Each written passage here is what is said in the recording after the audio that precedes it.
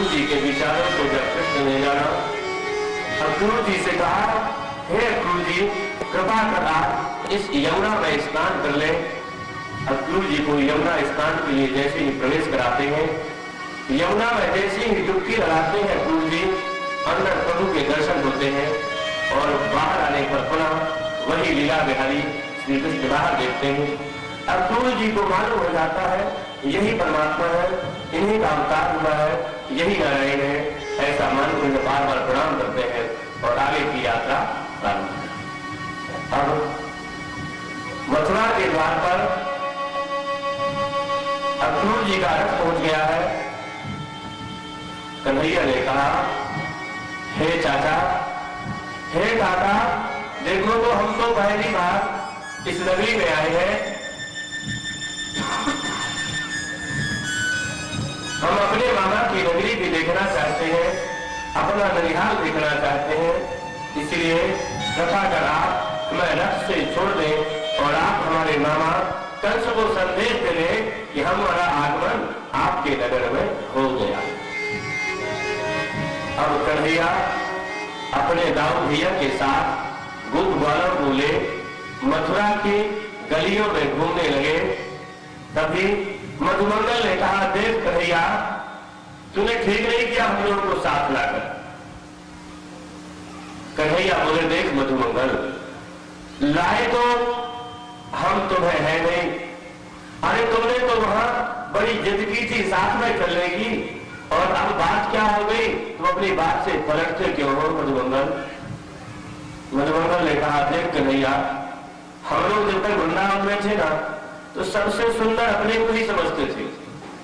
हमें लगता था अब हमसे सुंदर दूसरा कोई संसार में नहीं। लेकिन जैसे ही मथुरा में आए ना, तो मथुरा के तो साधारण जनों को देखकर ऐसा लगता है जैसे हर व्यक्ति यहाँ का राजा हो। हम लोग तो ऐसे दिख पड़ते हैं जैसे सचमुच में वाले ही हो। यहाँ के लोग तो हमारे पोल खोल देंगे, ये जान जाएंगे हम गाय चराने वाले हो। और रही बात तेरी, तू तो थोड़ा ठीक लगे, तूने तो मुकुट धारण करे, इस मुकुट और थोड़े तेरे वस्त्र भी सुंदर है ना, पीताम्बर तूने कस रखी है, तो थोड़ा तो तू ठीक लगता है। लेकिन हम लोगों को यहाँ लोग ग्वाले चरवाहे और न मालूम क्या क्या कहेंगे। कन्हैया ने कहा, देख मधुमंगल, तू सीधी सीधी बात बता, करना क्या है? मधुमंगल ने जैसे ही कहा, अरे कन्हैया, हम लोगों की भी कुछ व्यवस्था कर दे, हमें भी सुंदर बनने की जिज्ञासा है। प्रभु आगे चले। राजा का एक सेवक जो कंस के वस्त्रों को साफ करता था, स्वच्छ रखता था, ऐसा सेवक मिला। कन्हैया ने उससे निवेदन किया, अरे मामा, देखो तो हम 8-10 लोग वृंदावन से आए हैं। हमारे ये जो मामा है, मथुरा के राजा है, कंस सगे सगे मामा है हमारे, और हम मामा के यहाँ आकर भी पुराने वस्त्रों को पहने, मामा की बड़ी बदनामी होगी। लोग क्या कहेंगे कि कंस का बनेज और कैसे वस्त्रों को पहनता है। इसलिए मुझे तो तुम वस्त्र दे दो, और जैसा मैं कंस मामा का बनेज हूं, उसके मित्र भी वैसे ही होने चाहिए, इसलिए कुछ वस्त्र मेरे मित्रों को भी दे दो। जैसे ही उस सेवक, उस धोबी ने सुना, और मैं तो लाल पीला हो गया। कपड़े तो पहले से हरे गुलाल रख रखे थे, अब तो उसका स्वरूप भी लाल पीला हो गया। कहने लगा, अरे कहां का मामा, किसका मामा? मान ना मान, मैं तेरा मेहमान, मामा ना मामा, तूने मामा कैसे कह दिया? बड़ा क्रोध में आ गया, और जैसे मैं क्रोध में आया, भगवान को शब्द करने लगा। सुखदेव जी महाराज कहते हैं, परीक्षित, वैसे ही प्रभु ने अपनी कनिष्ठा के नख से उसका सिर धड़ से अलग कर। बहुत से इतिहासकार भगवत भक्त कहते हैं, यह सेवक वही है जो त्रेता युग में राम का विरोध किया था, जिसके कारण माता सीता को वन में जाना पड़ा था। इसलिए आज प्रभु ने उसके कर्म का फल उसे चखा दिया। अब तो क्या था, सभी गोप वालों ने उस कंस के वस्त्रों को धारण कर लिया। अब चलने लगे, आगे बढ़े तो दोनों हाथों से अपने अपने कमरों को संभालते, इसके बाद भी कपड़े पूरे उनके शरीर पर संभलते नहीं, तो पुनः प्रभु से प्रार्थना की। प्रभु ने अपनी आगे की लीला में उस दर्जी से अपने वस्त्रों को ठीक कराया। आगे उसे कुब्जा से मिलना हुआ, परमात्मा ने उस कुब्जा का उद्धार किया। पुनः मिलने की बात कह वह आगे बढ़े। एक बहुत विशाल गृह में सुंदर जिसमें बूटे लगे हुए हैं, उसके सम्मुख एक मदमस्त हाथी खड़ा हुआ है। उसके दोनों तरफ द्वारपाल लगे हुए हैं। कृष्ण ने पूछा, अरे मामा, इस घर के अंदर क्या है, यहाँ पर क्या है? इस तरह की बात पूछे। पहले ही द्वारपालों को मालूम था। द्वारपालों ने कहा, धनुष रखा हुआ है। भगवान ने धनुष लीला की, उस धनुष का भंजन कर दिया। उसके पहले ही कुवलिया पीठ के नाम जो हाथी उस द्वार पर लगा था, उसका उद्धार कर दिया। जैसे ही यज्ञ भूमि की ओर पहुंचे, कृष्ण और बलराम ने देखा यहाँ तो किसी तरह का कोई मंडप नहीं बना। वह लोगों से पूछने लगा। तब तक घोषणा होने लगी कि चाहे युद्धशाला हो, चाहे युद्ध करने का स्थान हो, यज्ञ करने का स्थान हो, दोनों को ही शाला कहा जाता है। यह यज्ञशाला न सही तो युद्धशाला है। ऐसा घोषणा जब उन गोप बालों ने सुना, कन्हैया के कानों में पड़ी। दोनों कृष्ण और बलराम ने चारूर और मुष्टिक का उद्धार कर दिया। अब तो कंस बहुत डरने लगा कि जिस कृष्ण काले के विषय में मुझे देवर्षि ने बताया था, आज तो वह यही कृष्ण काला नजर पड़ता है, यही मेरा वध करेगा। ऐसा मन में उसके विचार आने लगे। ऐसा वह डरने लगा और कृष्ण कृष्ण बार बार रटने लगा। कन्हैया ने देखा ठीक समय आ गया है, अब इस मामा का भी उद्धार करना चाहिए। और प्रभु ने कंस को एक ही मुष्टिका में अपने धाम पहुंचा दिया। कंस का उद्धार। सुखदेव जी कहते हैं, परीक्षित, जैसे ही कृष्ण ने कंस का उद्धार किया, पूरे मथुरा में जय जयकार होने लगी। कृष्ण कंस का उद्धार कर सीधे उस जगह पहुंचते हैं जहां पहले से उनके माता और पिता कारागृह में बंदी हैं। माता पिता की आज्ञा से अपने नाना उग्रसेन को पहले वह मुक्त करते हैं, माता पिता को मुक्त करते हैं। पुनः मथुरा का राजा उग्रसेन को नियुक्त करते हैं। आज से पुनः मथुरा के राजा उग्रसेन हो गए हैं। आगे कुछ समय व्यतीत हुआ, प्रभु अपना विहार मथुरा में कर रहे हैं। कुछ लीलाएं मथुरा वासियों को दिखा रहे हैं। तभी श्री कृष्ण और बलराम का यज्ञोपवीत संस्कार संबंध हुआ। यज्ञोपवीत संस्कार संपन्न होने के बाद आज कृष्ण और बलराम गुरुकुल में शिक्षा प्राप्त करने के लिए चले गए। अवंतिका नाम की नगरी, जहां शरणदीपन नाम के कुलपति निवास करते हैं, उस आश्रम में भगवान कृष्ण और बलराम अवंतिका नगरी, जिसे आप उज्जैन कहते हैं, भगवान कृष्ण और बलराम शिक्षा के लिए पहुंचे। वहां पहुंचकर थोड़े ही दिनों में भगवान ने शिक्षा प्राप्त कर ली। आने का समय जिस दिन हुआ, गुरु जी से कहा, हे गुरुदेव, मैंने आपसे शिक्षा प्राप्त की है, इसके बदले मुझे आपको दक्षिणा देनी चाहिए। गुरुदेव ने निवेदन सुना और सांदीपन ने कहा, मैं तुम्हारे जैसे शिष्य को पाकर धन्य हो गया हूँ। मुझे और कुछ प्राप्त करने की इच्छा नहीं है कि यदि तुम्हें कुछ देना है तो अपनी गुरु माता से पूछ लो। गुरु माता ने कहा, कृष्ण, मैंने सुना है तू भगवान है, तूने अपनी माता देवकी के पुत्रों को दर्शन कराए हैं। यदि तू अपनी माता के 6 पुत्रों के दर्शन करा सकता है तो मेरा भी एक पुत्र था जो एक दिन सागर में विलीन हो गया, यदि कुछ देना चाहता है तो उसे मुझे दे दे। कृष्ण उस सागर में प्रवेश करते हैं जहां विशाल जलराशि अगाध समूह है। प्रभु सीधे यमलोक पहुंचकर यमराज से अपने गुरु शांतिपन के पुत्र को लेकर आते हैं। वहां एक शंख भी है जो पहले से एक दैत्य निवास करता था, शंख भेंट किया। शंख के साथ भगवान श्री कृष्ण शांतिपन गुरु के यहाँ पहुंचे। उनका पुत्र उन्हें निवेदित किया, यह शंख भेंट किया। परमात्मा को शंख भेंट करते देख शांतिपन ने कहा, आप तो स्वयं शिक्षाधारी हैं, जगत को शिक्षा दाने वाले हैं। शिक्षा आपके तो कण कण में वास करती है। मैंने आपको तो कुछ दिया नहीं। यदि आपकी इच्छा हो तो आपने जो मुझे यह 5 जन्य नाम का शंख भेंट किया है, हे ऋषिकेश, हे कृष्ण, हे परमात्मा, आपसे स्वीकार कर ले। सांदीपन में भगवान कृष्ण को वह 5 जन्य नाम का शंख भेंट किया, तभी भगवान परशुराम का आगमन होता है।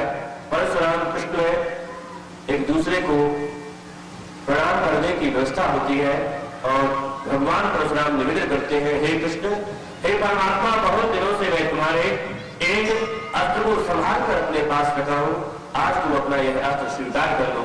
और वह अस्त्र जिसका नाम सुदर्शन चक्र था, उसे भगवान परशुराम ने कृष्ण को प्रदान कर दिया।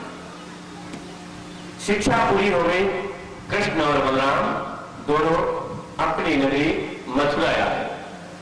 मथुरा में कुछ ही दिन व्यतीत हुआ था कि एक दिन जरासंध नाम के एक दैत्य ने, जो कंस का ससुर था, जिसकी दोनों अस्थि और प्राप्ति नाम की बेटियां कंस को विवाही हुई थी, उन दोनों अपनी बेटियों के वैधव्य को लेकर जरासंध बड़ा क्रोध में आ गया और उसने मथुरा पर आक्रमण कर दिया। नारायण सुखदेव जी महाराज परीक्षित को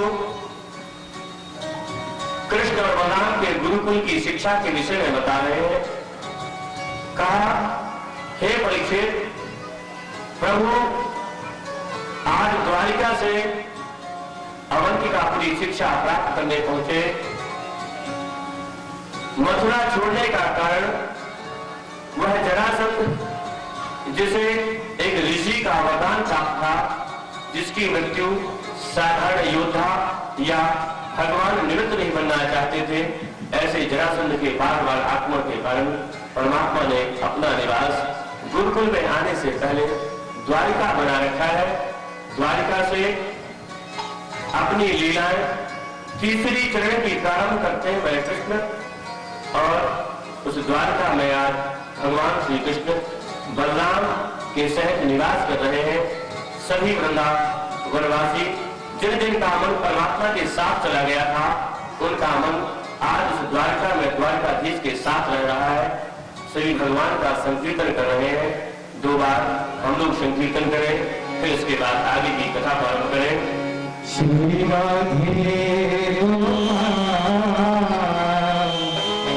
भजन श्री राधे राधे श्री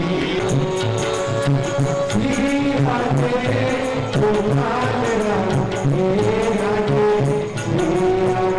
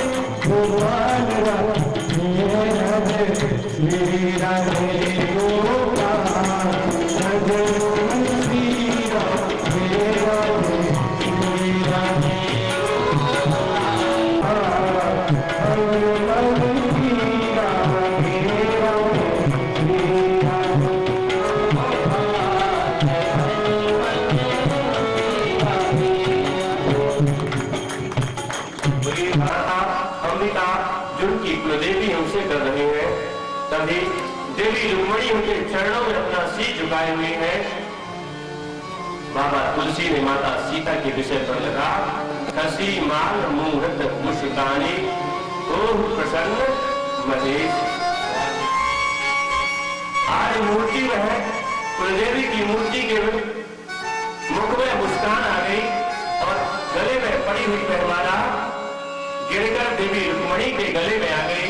रुक्मणी को भान हो गया कि माता ने मेरी कामना पूर्ण की है, माता मेरी कामना समझ गई है, मुझे इच्छित फल देने वाली है माता। ऐसा विचार कर मैया को प्रणाम कर जैसे ही देवी रुक्मिणी अपनी सहेलियों और सखियों के साथ बाहर आती है, तभी उन्हें दूर से एक गुब्बारे के रूप में बहुत सारी फूल उड़ती देखती है।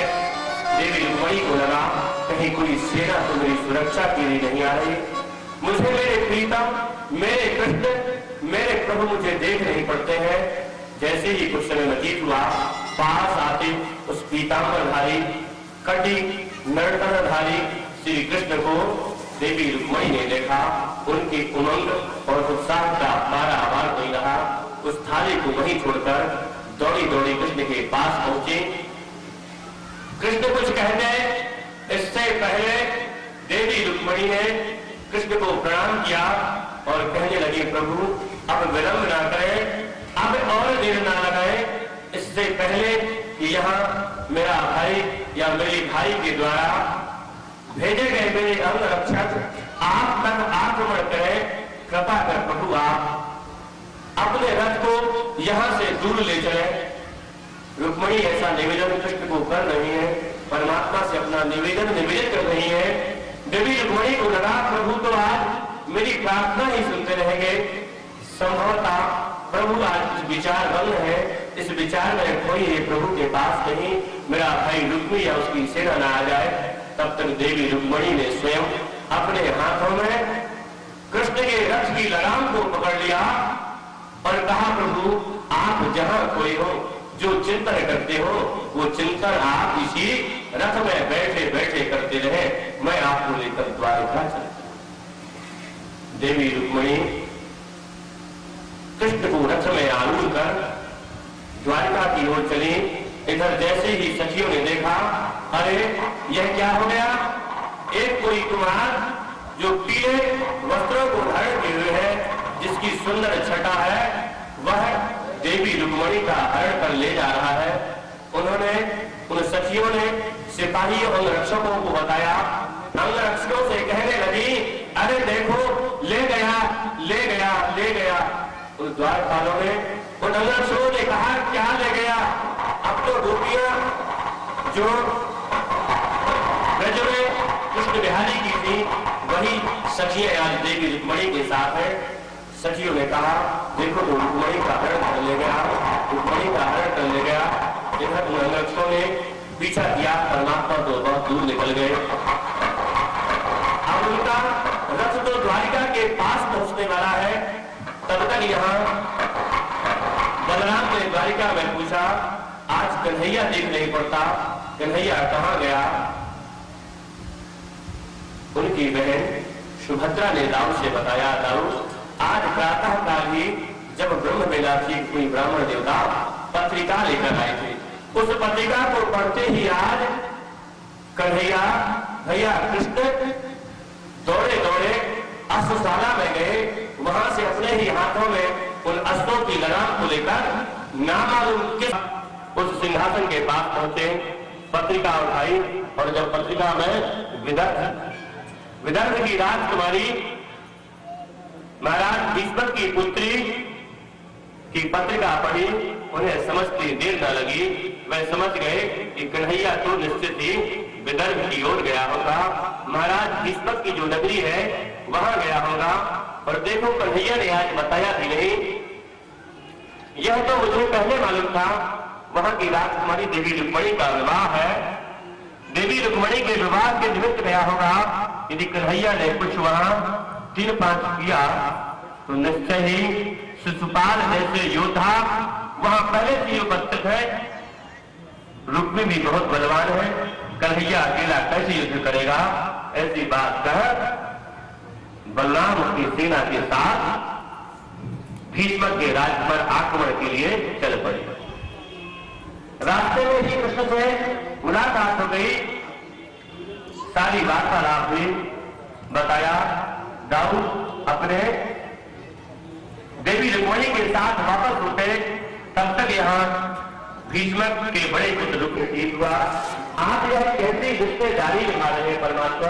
अरे आपका कोई एक साला है और उस सालों में सबसे बड़ा साला है, कभी कोई साले की बात का भी बुरा मानता है? इस कार्य को समर्पण भगवान की दाऊ दिया साथ में है। आप उनके द्वारिका नगरी में आए देवी रुक्मणी का कृत्य के साथ सुंदर पाणी ग्रहण संस्कार किया गया। सुंदर सुंदर विवाह गीत गाए जाने लगे। भगवान के ब्राह्मणों को अपार धन और दक्षा दी जाने लगी।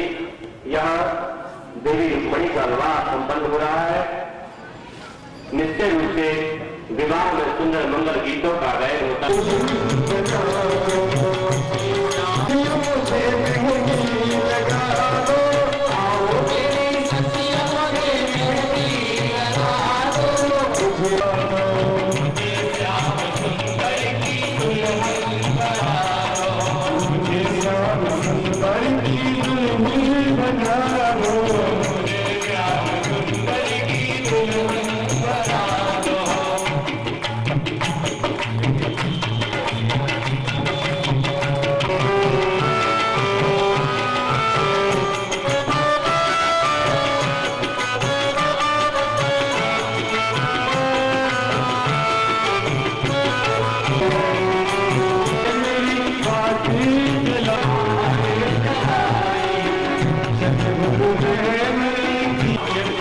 बताया जा रहा है।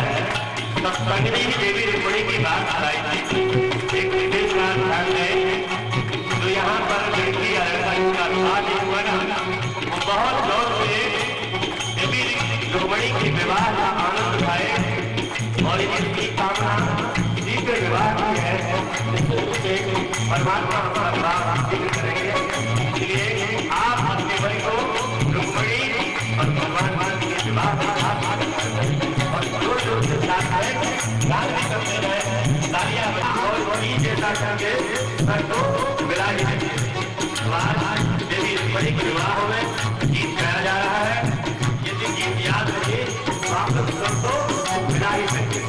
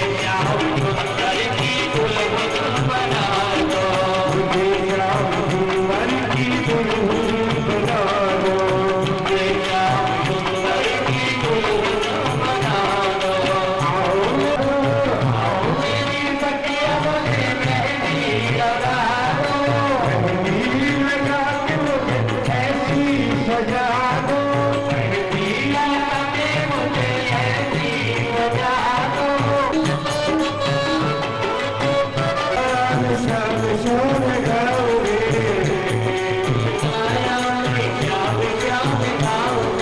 हे राम गुरु आँख के दिखाओगे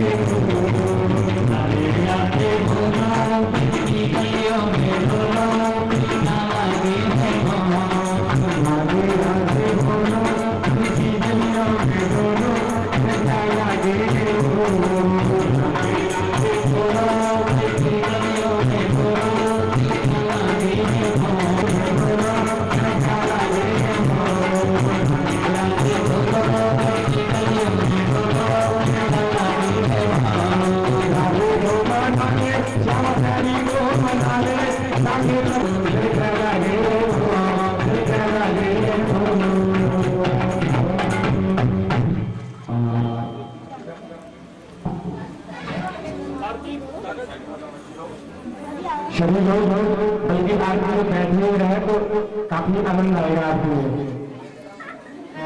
बैठे बैठे आरती करें क्योंकि